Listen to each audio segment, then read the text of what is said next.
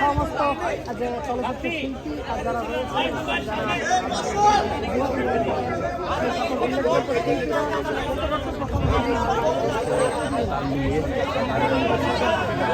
আমি কে তুমি কে আসিয়া আসিয়া আমি কে তুমি কে আসিয়া আসিয়া আমি কে তুমি কে আসিয়া আসিয়া আসিয়া দর্শনের বিচার চাই বিচার চাই বিচার চাই বিচার চাই আসিয়া দর্শনের বিচার চাই আমার দেশে দর্শন কেন বিচার চাই বিচার চাই আমাদের দেশে দর্শন কেন বিচার চাই বিচার চাই আসিয়ার দর্শনের বিচার চাই বিচার চাই। প্রিয় দর্শক, আপনারা দেখছেন মোবাইল আপনারা বেকার এই পাশে পাই না তো যারা কথা বলতেছে আর ওদের রাখি বিচার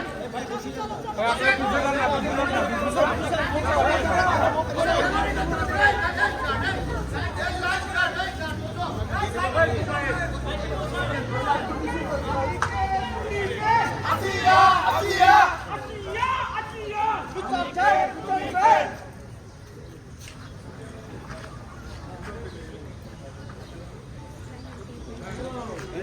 চলে যাই না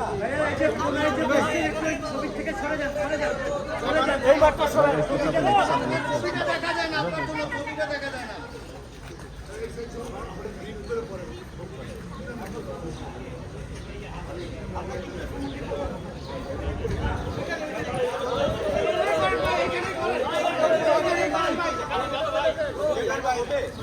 হবে ভাই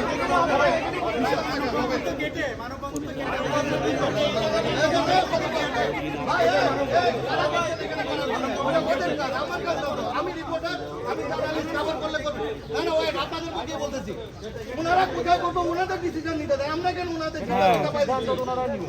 এটা তো নিয়ম গেটে করবে এটা তো বলাই গেটে করবে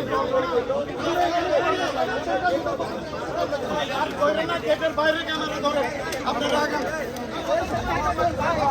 বাইরে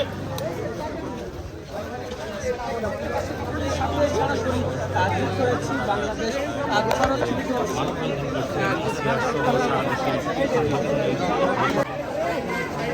এই দেশে দর্শকে এই দেশে দর্শকে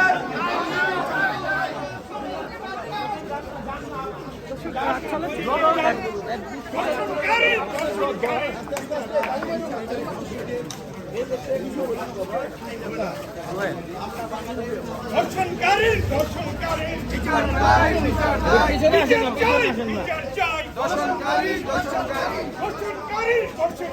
বিচার চাই দর্শনকারী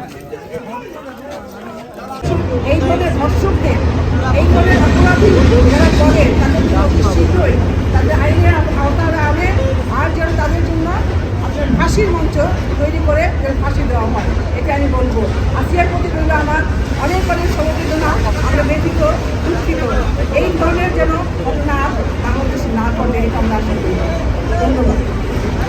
কি হয়েছে আমরা সবাই অবগত, কি ঘটেছে, এবং আমরা সবাই এই ব্যাপারে সোচ্চার। আমরা কি করতে চাই, কি বলতে চাই, ওই চাওয়া পাওয়ার মাঝখান থেকে আজকে আবেগের বহিঃপ্রকাশ। আমরা কি চাই?